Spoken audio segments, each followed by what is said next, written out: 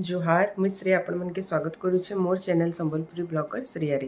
तो रिया तो बेंगलोर पलाला आउ घर पूरा सोना सोना लगुचे। मम्मी भी नी न एकला अच्छे मुई पूरा बोर ही जाऊे, बहुत मिस करुचे। आउ से माने केते मजा करुछन पूरा हेने। आउ छाड़न काना करमा आउ फिर नेक्स्ट भेटामा से जेबे आसबा। तो रिया बेंगलोर गला परी भी ना सबु जिनस मोर संगे शेयर करुचे।